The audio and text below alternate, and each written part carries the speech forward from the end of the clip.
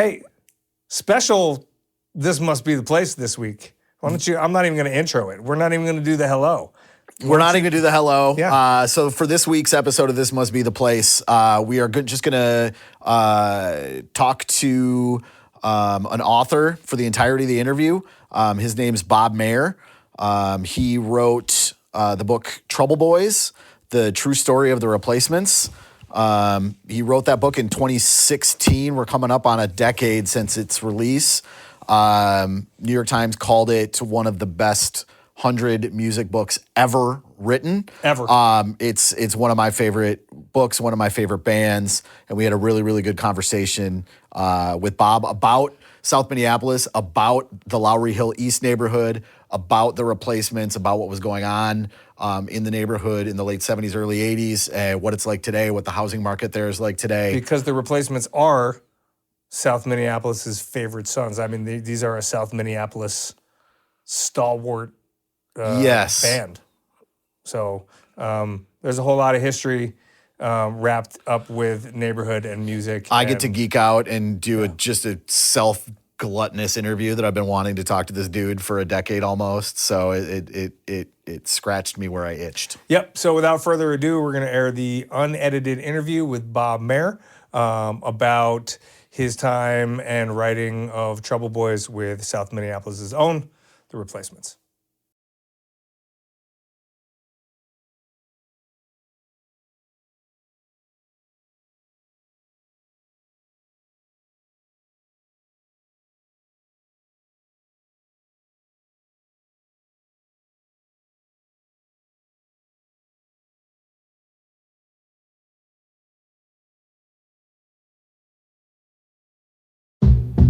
Must be the place. Yeah, okay, cool. Well, we'll try to keep it at least in the beginning. I'll just kind of talk briefly, or I'll talk to you and ask you briefly about like the Lowry East neighborhood and the quote-unquote Let It Be house, and maybe just ask you a little bit about what that neighborhood was like in 1977 to 85 or whatever. I don't know if you can speak to that.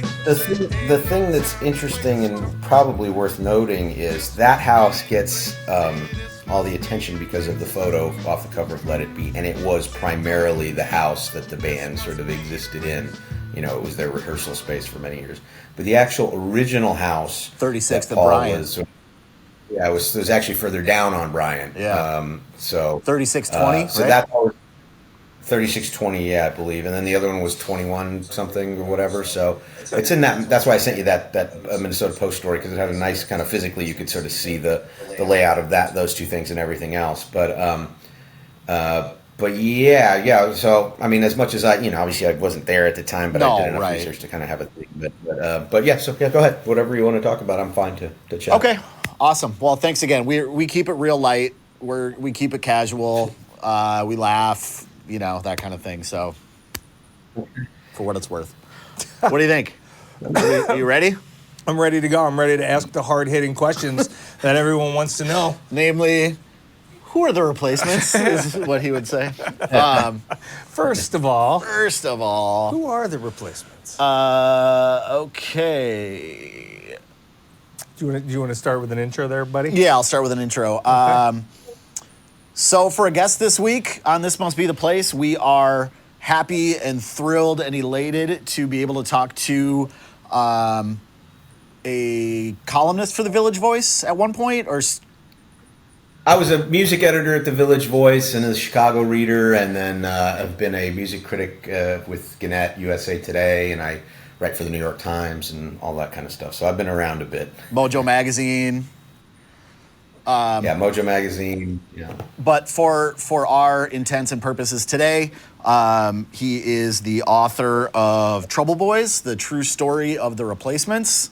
The book came out in 2016, kind of a defining music biography by any measure. And the Replacements obviously are from South Minneapolis, and we're kind of tying it into our neighborhood watch this week, where we are talking about the Lowry East neighborhood, which is right where the quote unquote Let It Be houses. If you know the Replacements, you know their fourth album, Let It Be. The cover is that iconic rooftop shot of the four of them on the roof of that house.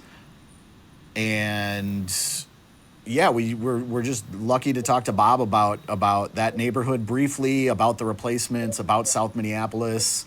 You should also say that his name is Bob Mehr. And Bob Mehr. Did I not introduce him? Yeah, you did not. You just went straight for the old. I'm very excited. Yeah, yes. Very excited. Sorry, this is Bob Mehr. He pretends he's a Replacement fan, but really the poster, like the Brooke Shields poster that adorned his bedroom as a teenager, was a picture of your face, Bob. So he is Don't believe the hype. happy. Don't believe the hype. It's not true. I'm not nearly old enough for that. No, you're not. We're much closer in age. So yeah, thanks for being here, Bob. Thank you for having me. Yeah, no, always a pleasure to talk about the Replacements with people in Minneapolis. So. Yeah, you're not sick of talking about the Replacements yet. At least, hopefully, not for our purposes today. No, I got one more in me. So okay, This is it. This is it. Excellent. The farewell interview. Appreciate you. Well, in the Neighborhood Watch portion of the podcast today, we're talking about the Lowry Hill East neighborhood, which is also called the Wedge, which is this really tiny neighborhood of Minneapolis, super densely populated, that is bordered by Lake Street on the south, Hennepin on the west, and Lyndale on the east. And that is kind of the origin story of a lot of the Replacements lore, right? That, and then going south on Bryant down to 36th, where you hear stories about Paul Westerberg, working as a janitor in downtown Minneapolis for Dave Dernberger, walking or taking the bus, that kind of thing through that area, right? Yeah, I mean, really the interesting thing about the Replacement story in general, and particularly when you focus on the early years of the first part of the band's history, is it's all very concentrated, the area you're describing as Lowry Hill and South Minneapolis, essentially. And in part, that's because I think none of the guys in the band really ever drove or had driver's licenses. Chris Mars, the drummer, he had a motorcycle license for a time, but, out of necessity, their lives were sort of concentrated, and by dint of fate, a lot of what happened in their career in terms of hooking up with Peter Jesperson at Orfolk, Joe Opus Records, who became their manager and was the co-founder of Twin Tone. It was all concentrated in this very small, area of a relative handful of blocks. And then, going further south, as you get down to, 36th and 42nd and that kind of area, that's where the first Bryant house where the Stinsons lived and where Paul sort of first overheard what was then called Dog Breath, the Stinson brothers playing. And then Paul himself grew up, 42nd and Garfield. So and Paul would sometimes take the bus, but walk downtown to to Butler Square, where he was actually a janitor for Marsden Maintenance, which is a maintenance company that worked that building, and one of the offices was Dernberger's office. But yeah, so I think their story is uniquely sort of geographic in nature in some ways, and concentrated in this area in part because they were walkers or public, or taking the bus sometimes. So it wasn't going to be all over town or all over the place. It's a miracle as a band that they pretty quickly found a manager, because I don't know how else they would have lugged the gear to the shows, because like I say, none of them drove. So yeah, kind of like the anti lifter puller hold steady thing, where they sing all about these songs about driving out to the suburbs and Bloomington, and these guys they just didn't have the means, right? So they were just for the most there. part. For the most part, they didn't. Like I say, for work wise, I think. There was Paul at one time also worked as a janitor out in Bloomington briefly, but it sort of was a lot easier for him to get around if the job was at least kind of closer to Minneapolis proper. But what's interesting when you first contacted me about this is in terms of what the neighborhoods were. Obviously, I was writing a lot about what the neighborhoods were at that time. We're talking the late 70s primarily and early 80s, and I think. depending on the area that we're talking about, between Lowry Hill and South Minneapolis, I think those areas have changed quite a bit, and changed even within the years that the band was going on, in the 80s. I mean, I remember Paul's recollections of his early house in Garfield, that at one time, his home was a really nice place, big house, and it was a nice neighborhood, mostly Irish Catholic kind of neighborhood.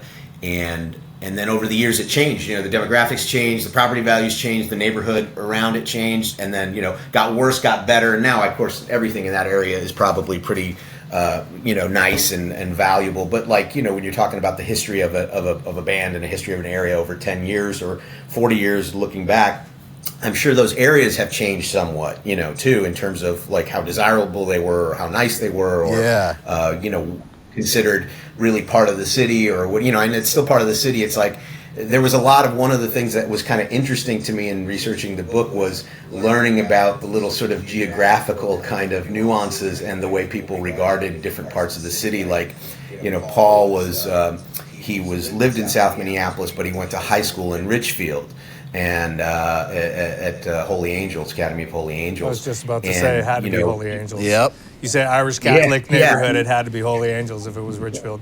Right. And then I talked to some people, and they, just the nuances you learn. It's oh yeah, people in Edina, well, we thought of them as cake eaters, like they were fancy or something, and it's now, of course, it's very fancy Edina, but you just learn about these sort of geographical and cultural nuances having to do with the geography. Yeah. And again, a lot of that changes over time, the way real estate does and the way neighborhoods do. But that was kind of always a fascinating thing to me, and in trying to write the book and really capture the feeling and flavor of the late 70s and early 80s, where most of it is set, or at least the early part of the book is set, I had to understand a lot about the kind of geography and the cultural geography, if you will. Sure.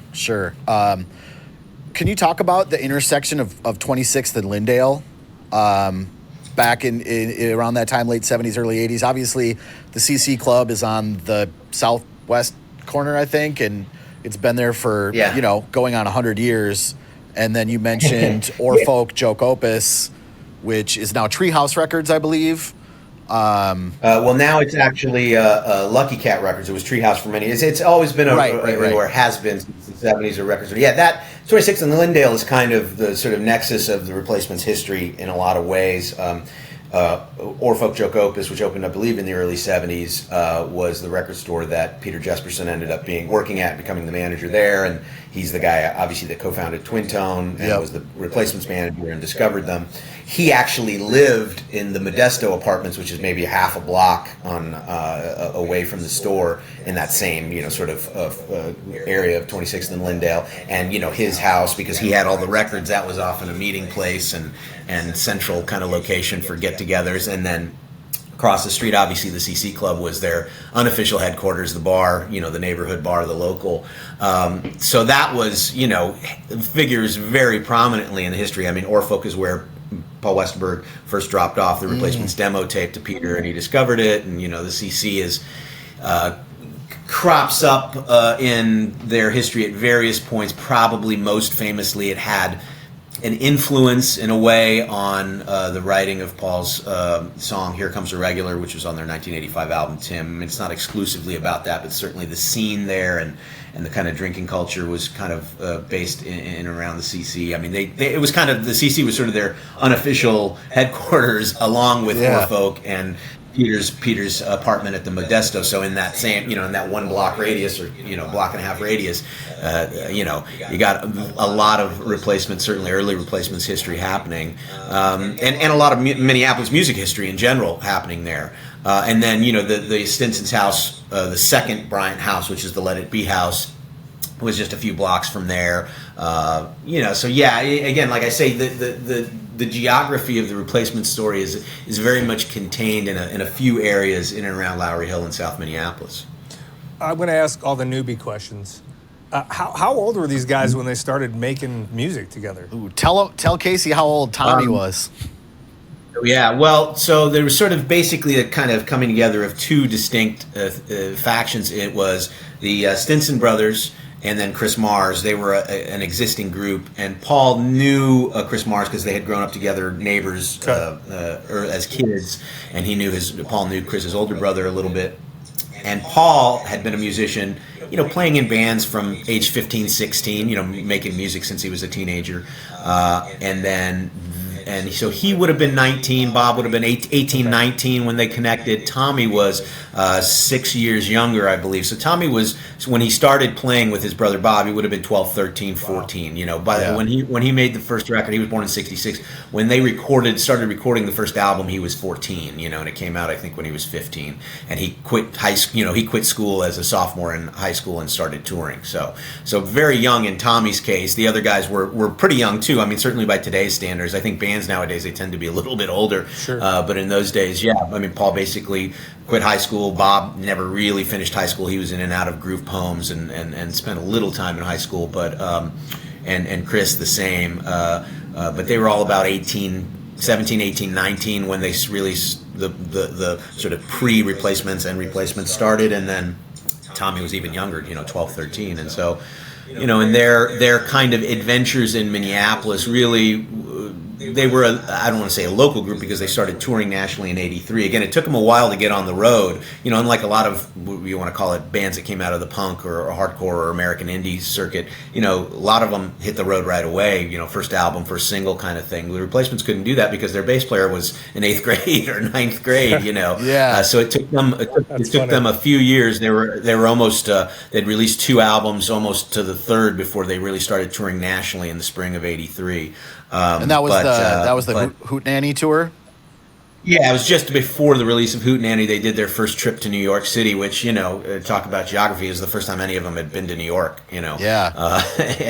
And most of them were, Paul and Chris were born in Minneapolis. Bob was born in Mound. And Tommy was born actually in San Diego, because the Stinsons' mother moved to California. So the early years were spent there, and then they moved back. The Stinsons moved back in 1973, I believe. So Bob was 13 and Tommy was 7 or 8. But they're historically from Minnesota. So it's really a Minneapolis, Minnesota, South Minneapolis story, and even the first few years of the band. As I say, until '83, so they got together really the end of '79, beginning of '80, were their first shows, and until the first 3 years, they were just playing locally and regionally. They might go to Stillwater, or they might go to Chicago or something. Chicago was about as far as they went. Yeah, Madison, right? Madison was a big haunt. I think they got as far as Lawrence, Kansas once before they really started touring in '83. And you're not from Minneapolis, correct?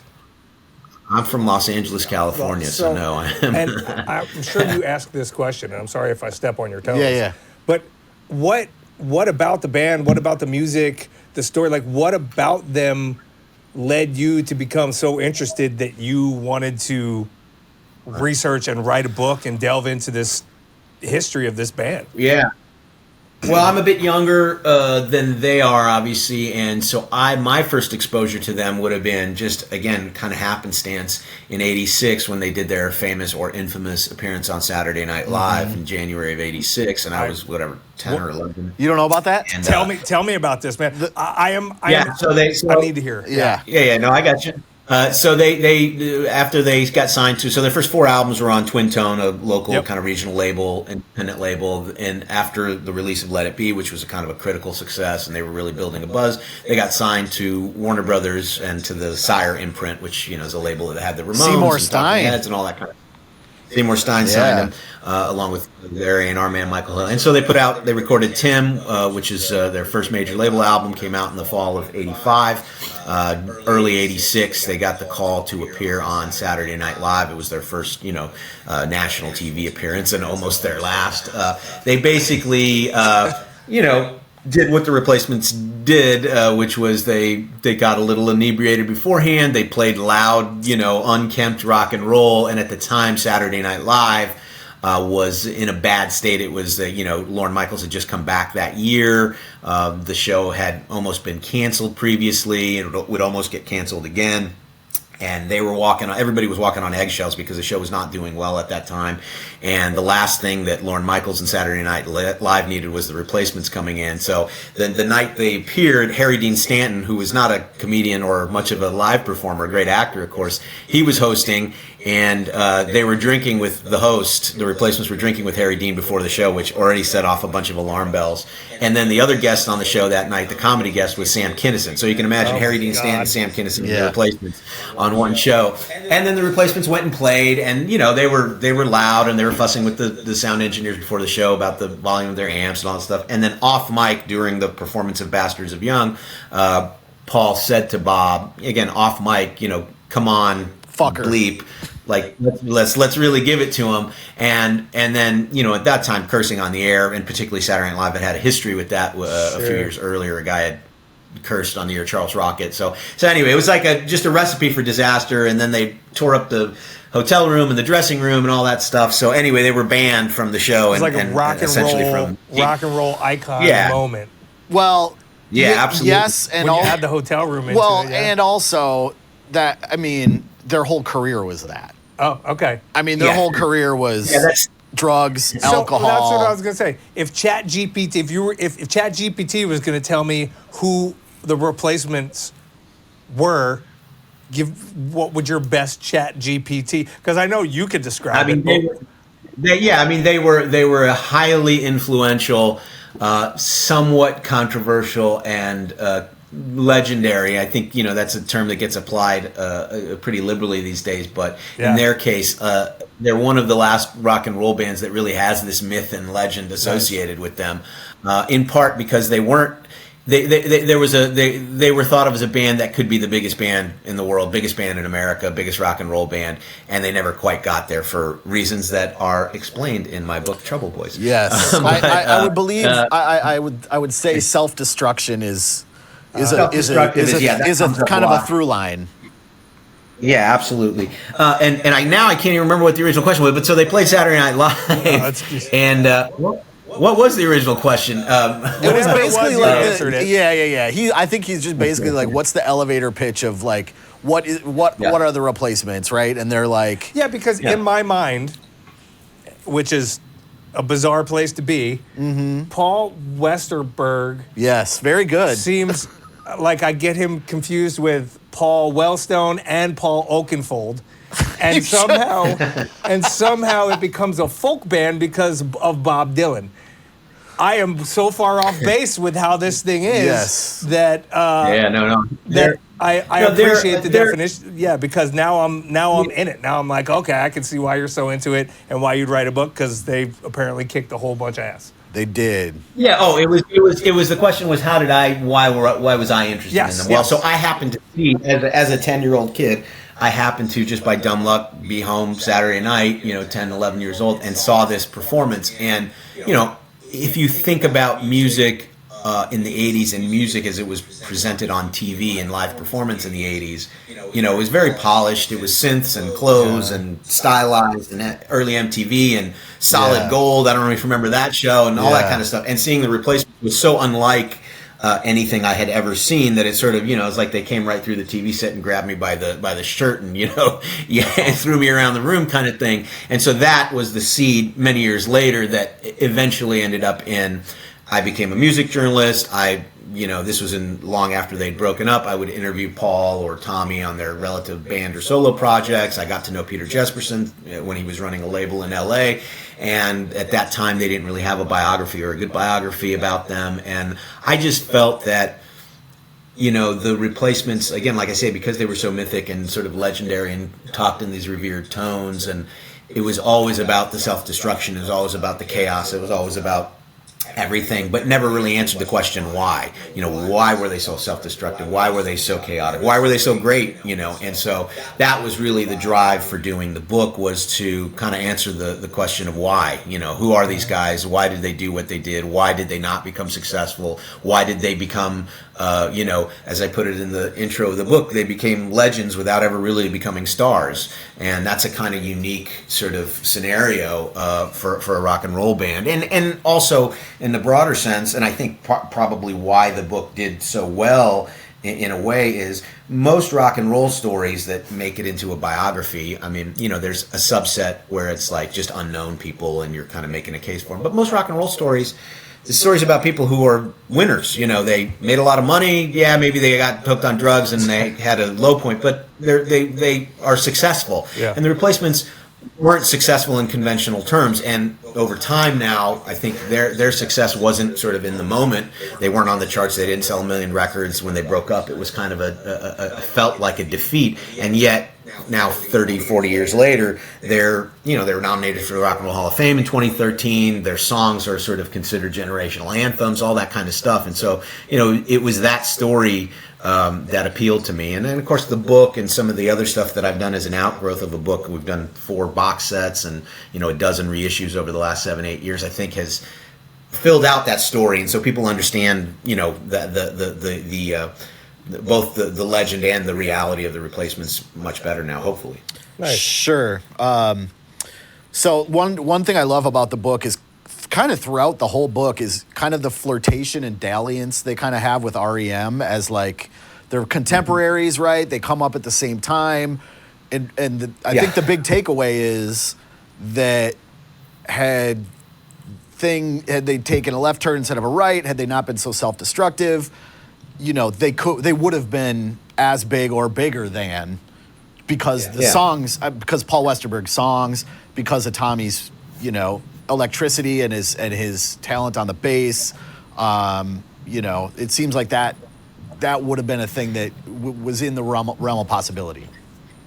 Yeah, they were contemporaries. They came up at the same time. REM obviously later became much, much bigger, even coming to the Replacements label, Warner Brothers, after the Replacements had been on there for a few years. There was a point probably in '85 where the Replacements were the hotter band. It's hard to sort of think of that now, but REM was sort of at a little bit of a low point. They almost, I think there was some thought that they were going to break up in '85, or there was a point within REM where they had to decide, are we going to keep going? And the Replacements were sort of zooming past them in terms of cultural cool, not so much record sales. They never obviously were kind of even at that point. And then there was also the sort of other part that they were friends, contemporaries. They toured together some. Peter Jesperson at one point left his working with the Replacements to go tour manage REM, and that never sat well with the band. So yeah, there was always a kind of rub there. And then later, the Replacements are on Warner Brothers for several years, still grinding it out, and then REM comes in with a big record deal. And even when Paul was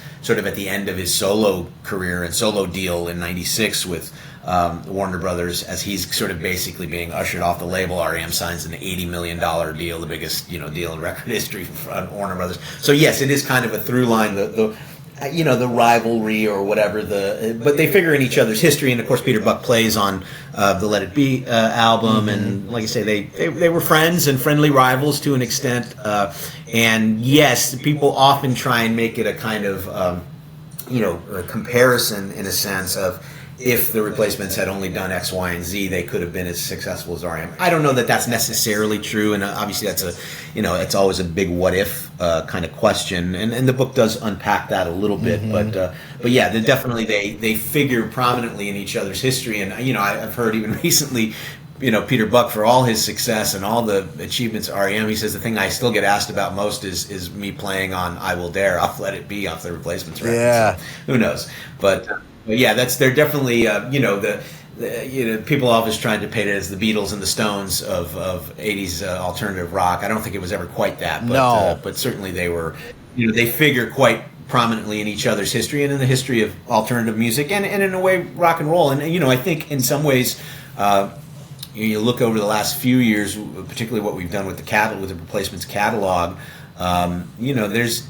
There's been a real kind of reappraisal and elevation, I think, of the Replacements music, beyond just the story and the chaos and the stories and the chaos and all that kind of stuff. Like, they were as good and as important a band as REM. How bit of a left turn, but something that interests me as a former musician and owning a recording studio, and just seeing how music has changed over the past 10, 15 years in terms of originals for advertising or movies versus licensing. Have you seen that licensing has sort of helped catapult them into Oh, yeah. a new generation of awareness, or going back Yeah, into I artist think so. catalogs for that? Yeah, I mean that's always. I mean, especially now as record sales, with streaming have kind of diminished, and in general, I think for legacy bands that aren't sort of active, the way that a lot of people do discover you is through reissues, through catalog work, and syncs and licensing and placements and things like that. I think probably the highest profile thing they've had recently is "I Will Dare" was in the, I don't know if it was the second or third Guardians of the Galaxy movie. There's always a kind of mixtape, so they were in that. Westerberg's catalog, and Paul wrote 90% of the songs himself. It has been pretty steady. I mean, in terms of really ever since. It was really the late 80s. The first thing I think that got licensed was actually a song off Hootenanny called Within Your Reach that was in Cameron Crowe's debut film, Say Anything, a directorial debut, Say Anything. And then Paul, as a solo artist, did a couple songs. One of which was a small hit for Cameron Crowe's singles. Dyslexic Heart. Single soundtrack. Dyslexic Heart, that was like kind of a, really sort of one of his bigger solo hits. And steadily, they still get regular placements in things. I think actually, the hope was and has been, it's been steady. Guardians was kind of a breakthrough thing. You could see sort of the spike and stuff. Sure. But I still think there's so much more to be discovered in terms of the depth of the catalog, and that's kind of why we did all these reissues these last few years, because beyond the handful of songs, I Will Dare, Baptism of Young, that kind of stuff, there's a lot more to the catalog that I think would be valuable and work for film and TV. That's kind of been his bread and butter. Westerberg's bread and butter from a publishing perspective has been syncs and placements and stuff over the years. But I still think there's more there and more music for people outside the fan base to discover and so forth. And interestingly enough, the guy who was the Replacements A&R man for many years for their entire career and Paul's solo career, Michael Hill at Warner Brothers, he's one of the top music supervisors in the world. He does Severance, he's done Nurse Jackie, he's done all kinds of things. Sure. So there's a real awareness of them in that world. And that's been a big part, I think, in recent years of Paul's publishing and income and the awareness of the band too. Sure. Growing. So you had we talked a little bit about the word self-destruction, and you said you kind of get in the beginning of the book. You talk about the why of the self-destruction, which the beginning of the book is my favorite part of the book. I mean, it's one of my favorite books ever, of course, but the first 50 pages of the book, when you talk about Bob and you talk about the funeral and you talk about I guess so my wife is a therapist. I wrote this down because she'll get mad at me if I get it wrong. She's an infant mental health endorsed, perinatal mental health certified, and a licensed marriage and family therapist. It's a mouthful. Okay. I know. But knowing her for as long as I've known her, and she's been in this field for so long, like reading about how Bob particularly, like, he had no chance. Like, it just seems like the trauma that you do such a good job of the trauma origin story. Yeah, I mean, that was a big part for me, is like I had a sense, and it was sort of alluded to, although I didn't know quite the depths and degree of things, is that really the whole replacement story, I mean, particularly in Bob's case, but with all of them, these were children of abuse and mental health issues and depression, and they're, kind of children of post-World War II veterans and the trauma that sort of carries over to a certain extent. So there was a lot of that in all their early backgrounds. Can I interrupt you? Can I read the quote that you wrote in the book that got me right in the beginning? They had come together as the children of war veterans and alcoholics from families steeped in mental illness and abuse, products of Midwestern recalcitrance and repression, which I think really it's succinct.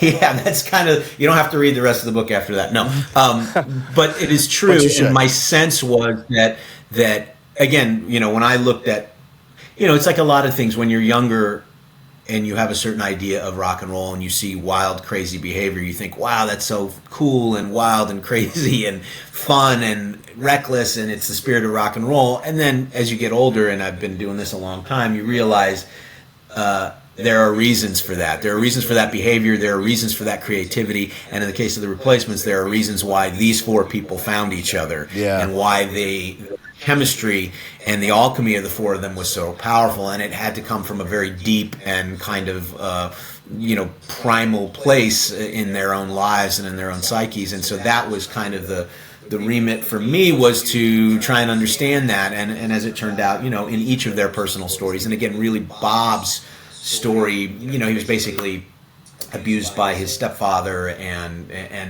then sort of started misbehaving, and then was sent into juvenile homes and group homes, and had a there's biological kind of father. line. Had a biological father that couldn't have cared less about him. Not a big, yeah. So it's like, it's a tragic story, but in a sense, I think what I hope people come away from the book is there's always this idea of, the Replacements, they blew all their chances. They should have gotten further. Well, when you read the book and really kind of see where these guys came from, it's actually quite a triumphant story. They got as far as they did.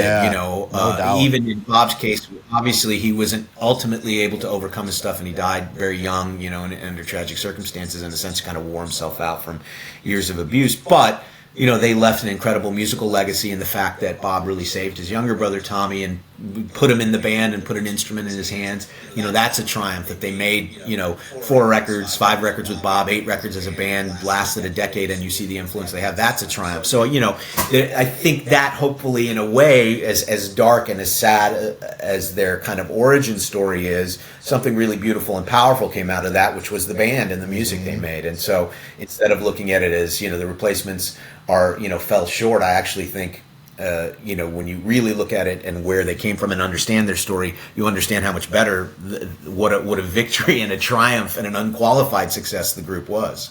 A lot of bands are great bands because they are amazing musicians. And I don't know about the musicianship of the Replacements because admittedly I don't know their catalog very much. But it sounds like what makes them a great band is more of that like visceral energy and like raw emotion that comes through their music.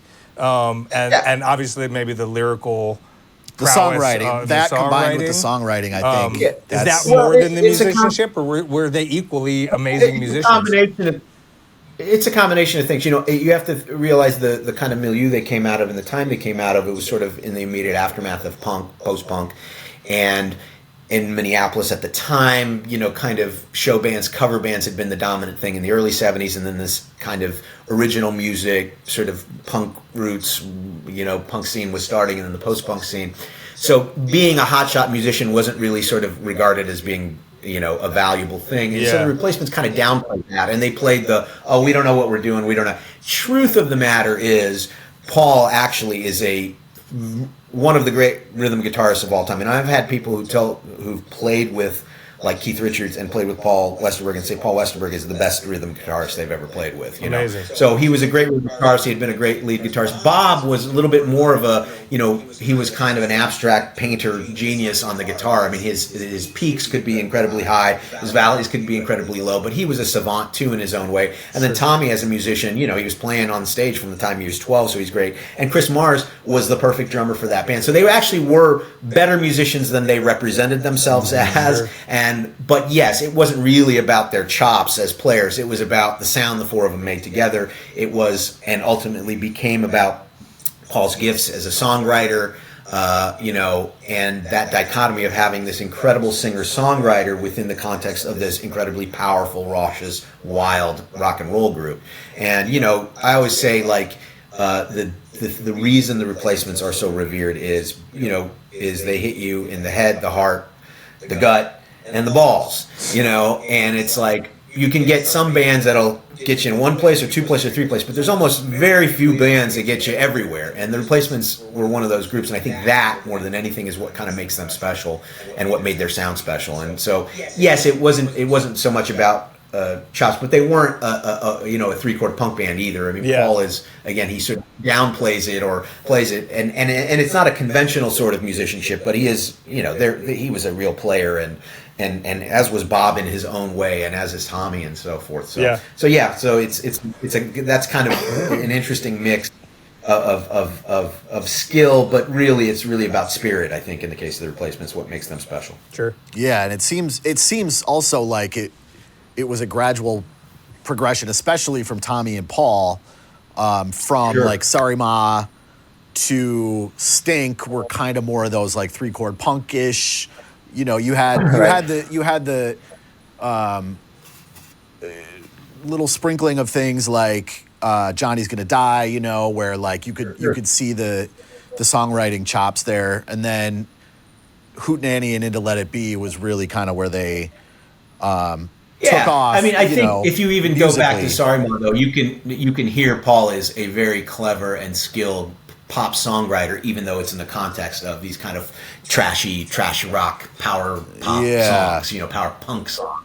But there definitely was a progression, and some of that was reactive. It was they were a young band coming up in this world. They got on the hardcore circuit, courtesy of Husker Du, and so Stink was much more kind of hardcore, although it's almost meta hardcore. They're almost spoofing hardcore in a way. And then I think really Hootenanny, their third album, is the departure point, and where they become themselves, where they got tired of being a punk band and they just became who they were, the Replacements, and they could play anything. And Hootenanny has weird blues songs, pop songs, electronic songs, psychedelic elements, all that stuff. And then from there they really hit their stride, which is Let It Be, Tim, Pleased to Meet Me, and then the last couple albums, Don't Tell a Soul and All Shook Down. It's a band evolving, and it becomes by the last album it's really Paul's almost a quasi solo album, a singer songwriter thing, and Don't Tell a Soul was them trying to play the game to some extent and make a big sounding professional record. And so yes, in the same way that people talk about how amazing it is that the Beatles evolved, from She Loves You to Abbey Road in 8 years, I think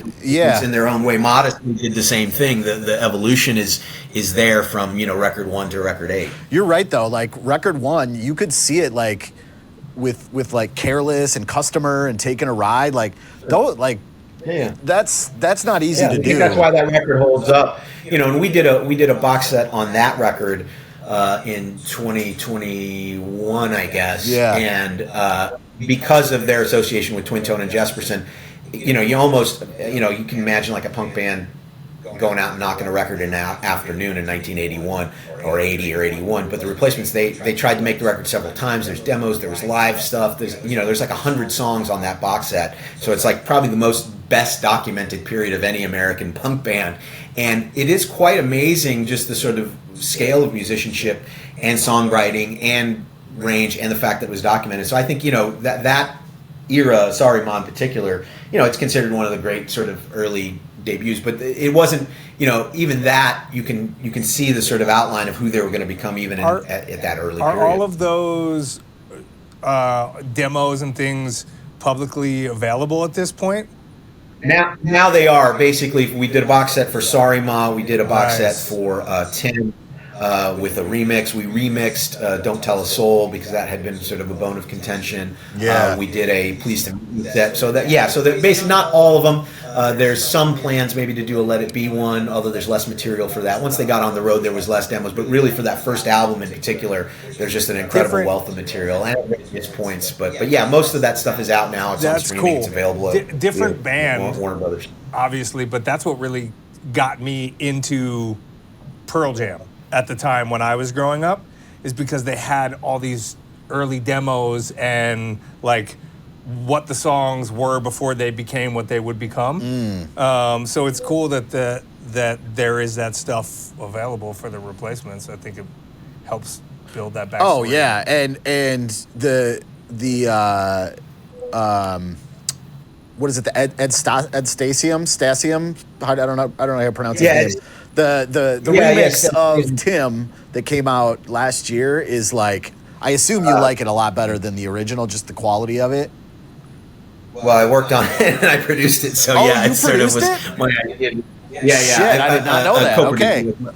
I co-produced it with my partner Jason Jones, who works at Rhino. Yeah, I mean, we started this kind of reissue thing a year after my book came out in 2017. Back in 2008, there had been a series of album reissues of the Replacements catalog that Peter Jesperson had done with Warner Brothers, and there was some bonus material on each of those discs. But as I was researching the book, I had access to the Warner Brothers archive and the Twin Tone archive, and so I really got deep and realized, man, there's a wealth of material here. Yeah. And it was great for my research purposes, but wouldn't it be great if the fans could hear this stuff? And so in 2017, I kind of initiated what ended up becoming a reissue campaign with the band and Warner Brothers. The first thing we put out was a live record, which had been recorded back in 1986. Actually, Was that the Maxwell's? A week after. Yeah, the Maxwell's. That was just a week or so after their Saturday Night Live appearance. And so that was a mixed record that was going to come out, but then Bob left the band shortly afterwards, so it never came out. And it was a stunning document of them as a live band at that time, and they never really had it. Yeah, and they'd never had an official live record. So we started with that, and the response to that and the sales were so great that it sort of gave us the platform and the opportunity to, and Warner Brothers to give us the money to really get a little bit more ambitious. And the next thing we did was a remix of Don't Tell a Soul, which Matt Wallace had produced, but a third party had kind of mixed, and the band was never happy with it. So we built a box set around a new mix of that album, a live album, all the demos, all the recordings of that stuff. Then we started doing it kind of per album. We did one for Pleased to Meet Me. We did one for Sorry Ma, and then returned in 23 to do another remix.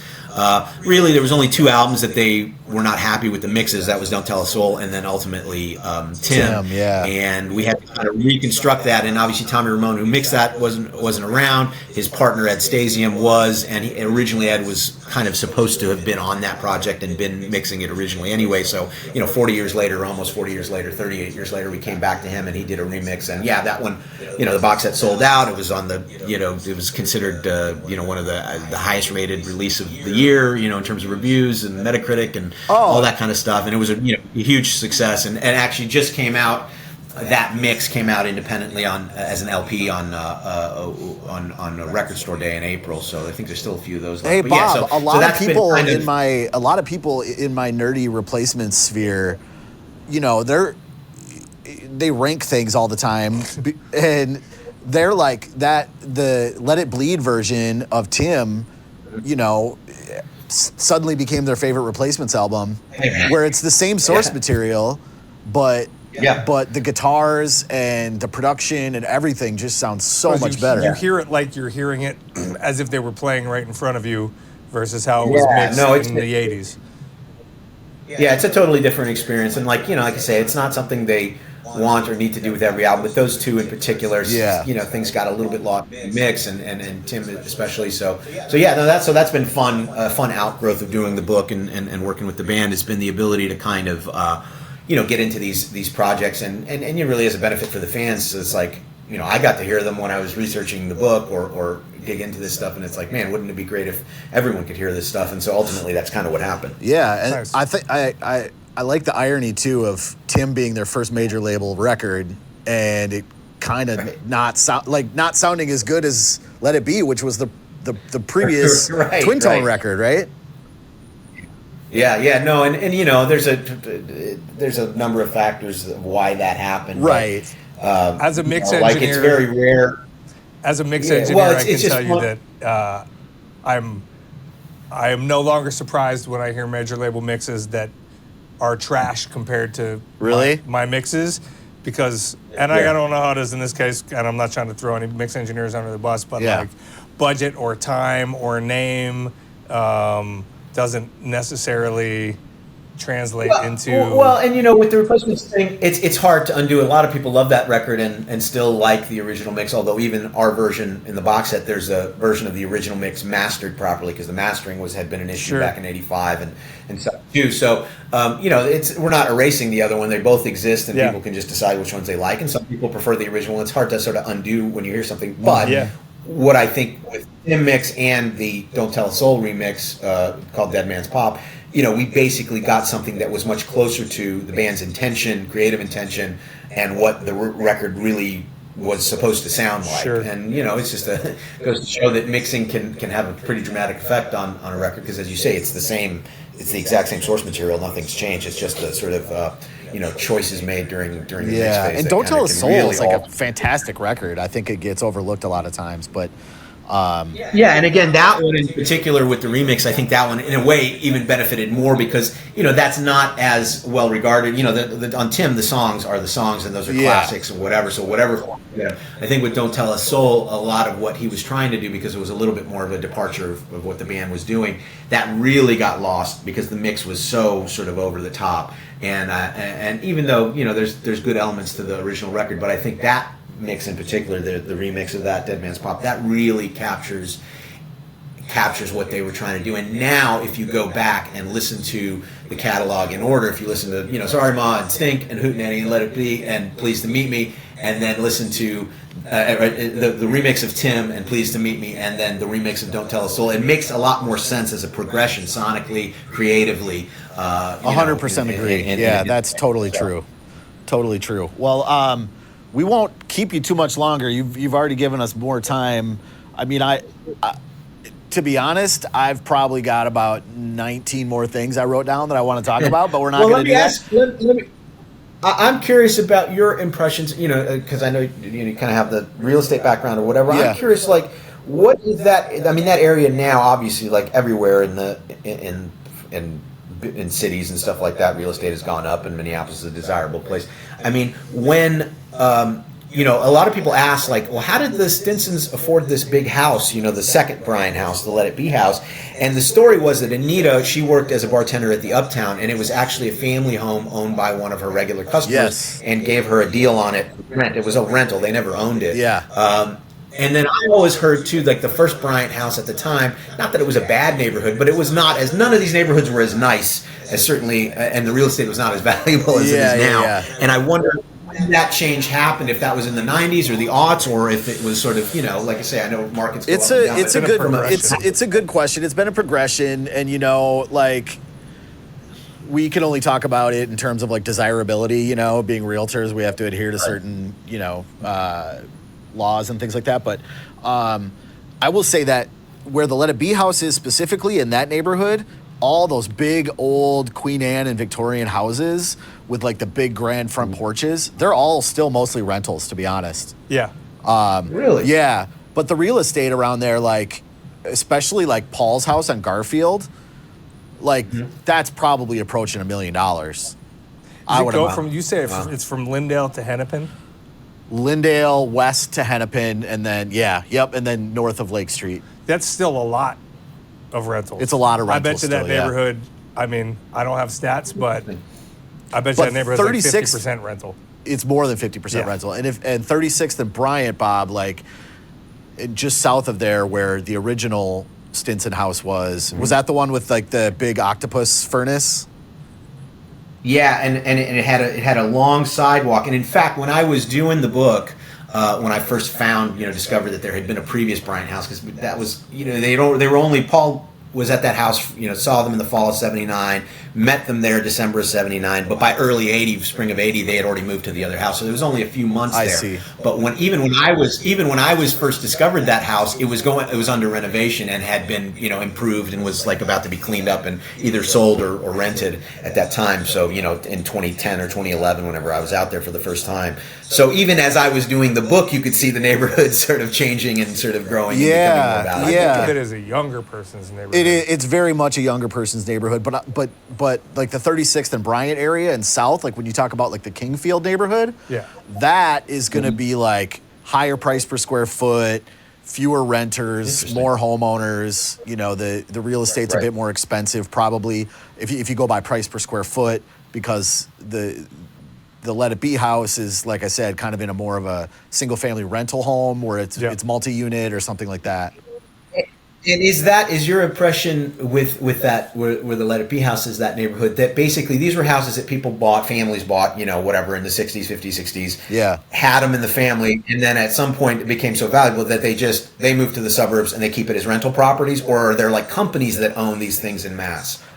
It's not the corporate ownership rate in Minneapolis and St. Is Paul not is like it one is. of the lowest ones of major markets Yeah. around. So Yeah. a lot of them are family owned, Yeah. second property kind Or of local stuff. investors. Like That might own a couple houses. But yeah, not huge conglomerates. not big nationwide cash grabs. At least in Minneapolis, compared to other markets that you hear about in the country.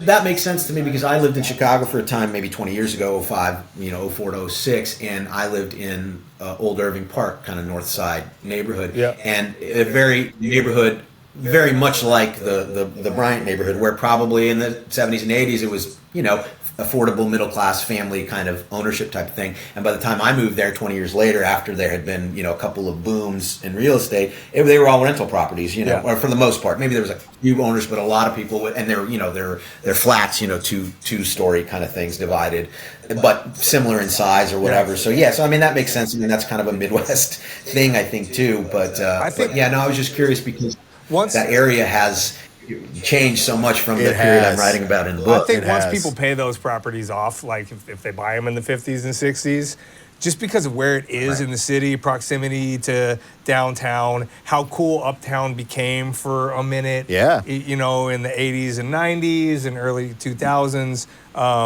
it became easier to rent that stuff out and keep it as some sort of income property that was paid off around the lakes in South Minneapolis, because that's always such a hot area, whether it's rental or ownership. It's just like a great place to be in terms of if you're looking for city living because of the location. Right. Yeah. No, I mean, that makes sense. And like I say, it's funny just because there's so much history just in that area. It's like you could really trace a lot of, like by walking. By walking, yeah, absolutely. Absolutely. People wear that neighborhood as like a badge of honor too. I feel like, I'm assuming that's why the Wedge Co-op is called the Wedge Co-op now. Yes. But like that area, I know, And pound for pound, there's just so much, whether it be like grocery stores, bars, restaurants.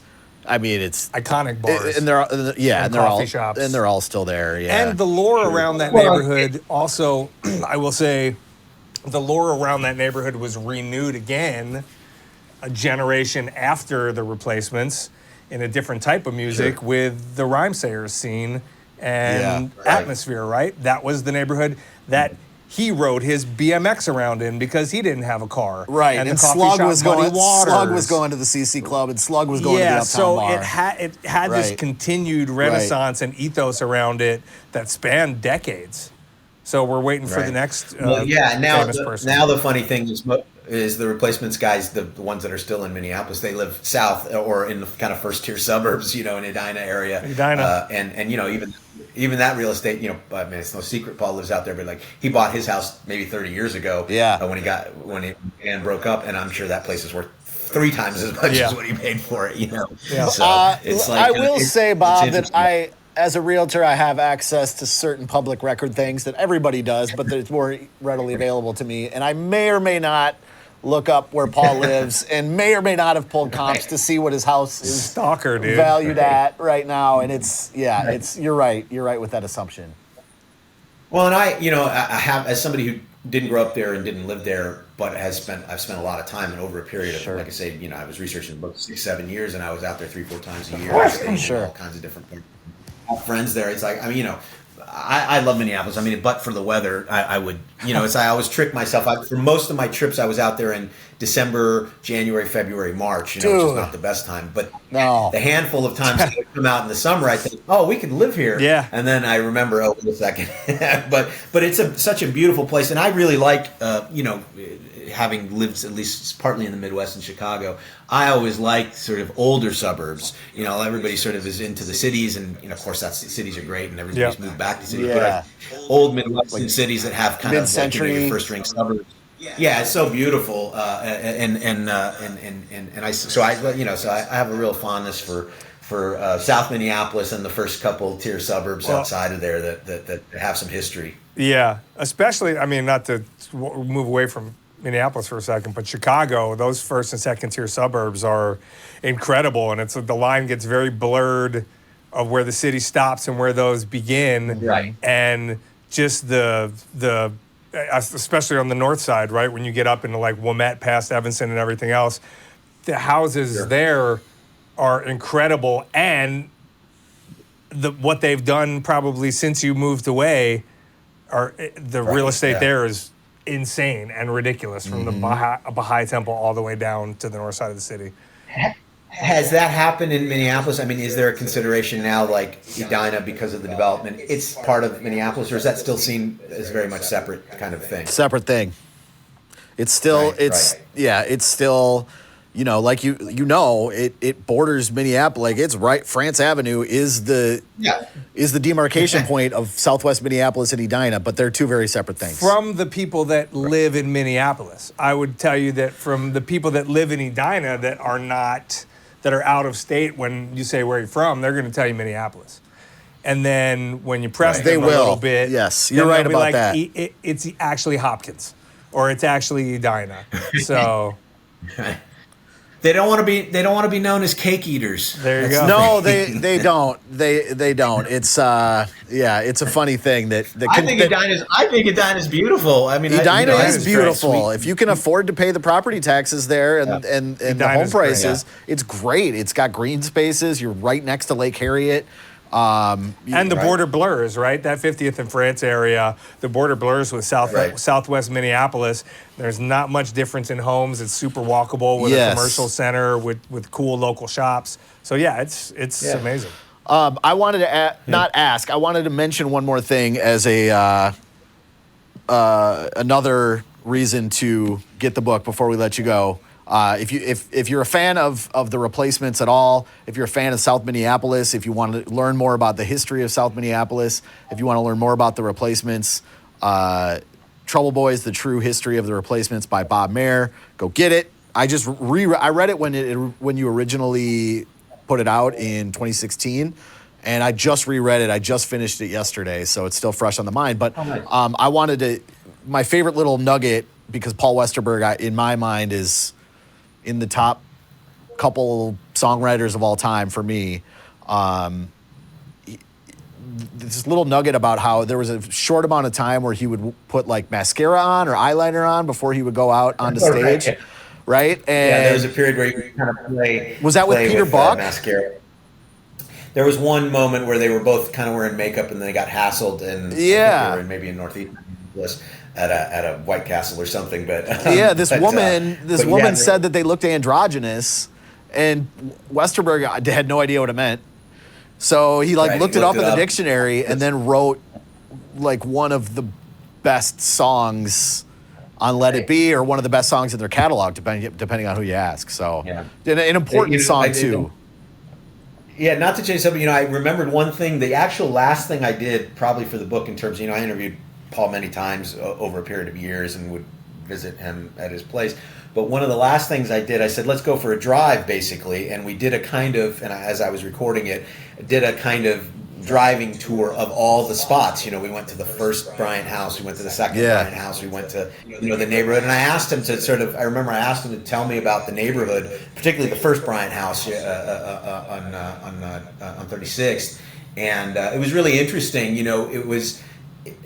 The funny thing about the early Replacements period and the geography and the sort of culture of that area, South Minneapolis, is it was really a kind of holdover from almost from the 50s, like there was a little diner and a little liquor store and a little thing and, all that stuff, which now, of course, it's all fancy coffee places and boutique shops and all that kind of stuff. But so it's funny to have been writing this book in the, 2010s or whatever, and about the late 70s, but really that world was almost this long ago distant world, and so it's interesting. That's, one of the reasons I was interested in talking to you, just in terms of like the way a city can change and the way that that world that I was writing about changed and has continued to change. There are remnants within that. Well, that intersection of 36th and Bryant is a couple of like boutique-y kind of things, but it still has like some stalwart old small businesses. It's really cool.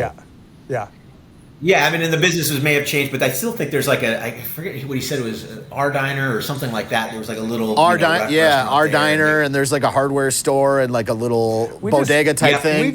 We literally went by that the other day. Yes, we did. And now it's jogging my memory. I've been here for 30 years. I'm more of a St. Paul guy. And I don't think I've ever been on that intersection before, or at least realized how cool that little intersection is and what's there. That intersection is I just went there 2 weeks ago. We that were like intersection filming is something about 5 the internet. houses away from where the Replacements started. Oh, okay. All right. Yeah, and also I think it's that same intersection, maybe a block or two. I think I don't think it was further up. There was a Super America there in the '70s, and On Lyndale, maybe?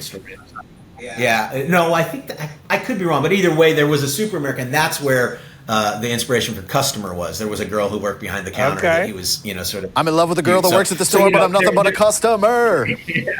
Yeah. So there's a lot of, particularly in those early songs, and then on that first record, what's interesting is there is a lot of geography there, whether they're, hanging downtown or raised in the Yeah. city or a customer, things like that, Yeah. because their world was so small. I bought and a none of them headache. drove. So it's like you're going to get a lot of the what was going on in their lives, and a lot of it was centered in that area. So Yeah. it's interesting. And lastly, before you go, what do we think of Paul? Is he a cool dude? You like him? Oh yeah, he's a great guy. I mean, he's basically. Well, what is he supposed to answer? No, I can't stand the No, guy. like what's he like? What is he? Is he outgoing? Is he reserved? Did you get something out of him? Can I get his phone number? Oh yeah. You work with somebody. I mean, obviously, my relationship with him is different because it's initially as a biographer or somebody who's kind of representing him and telling his story, and then in some ways I've worked for or with him in terms of doing the reissues and stuff like that. But yeah, he's a misunderstood character, somewhat by design, and he hasn't done an interview in almost 10 years now. I know. And since the book came out. And he's retired. I mean, he's basically, that's no secret. He's just doesn't need to do anything and isn't probably going to do anything, although never say never with him because he could change his mind tomorrow.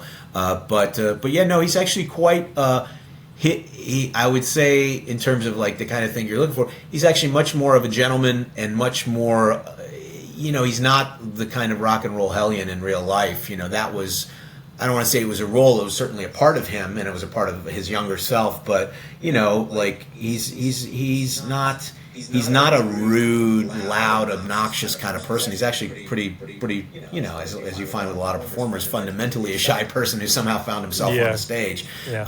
And of course people change over time. The guy's in his mid 60s now, so Yeah, it's not, right. It's not quite the same thing as in your early 20s. Yeah, but he no, strikes me as more of the actually- dude that, like, did you see that one? There was like a news interview where he had been shopping at Walgreens for toys or something.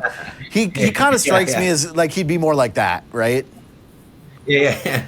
No, he's definitely has, as with a lot of people who have that kind of following and kind of engender a certain affection or respect in people. He has a star quality. I mean, there's something special about him. I mean, beyond just the work as a personality. Yeah. And he plays the curmudgeon and all that stuff. But if I had, if you said one word about him, and it's probably a word nobody would think of, I think he's quite gentlemanly. Very well mannered and kind of the old school variety in a sense. Stand up when a lady's in a room and that kind of thing, which is different than the public persona kind of thing. But yeah, he's a gent of the old world, I would say, and that's kind of what I always think of when I think of him, amongst other Very things. cool. Nice. Very cool.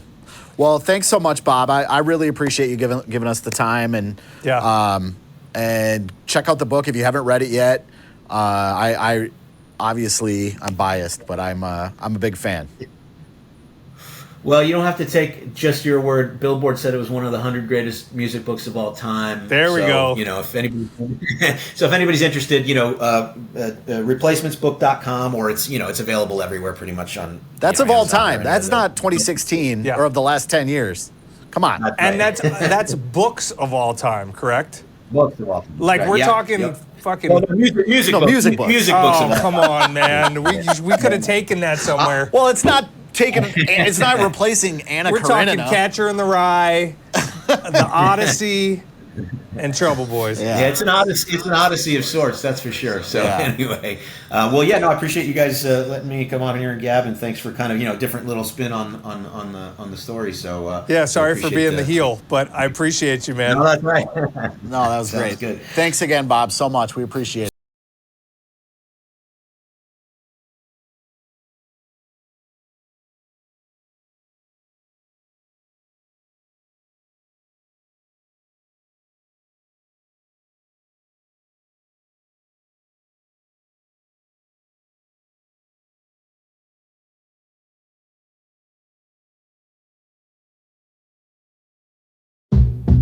must be the place. Yeah, this must be the place. Ain't no time to waste. Ain't no time to waste. So whether you in Minneapolis or St. Paul, Bloomington to Maple Grove, from the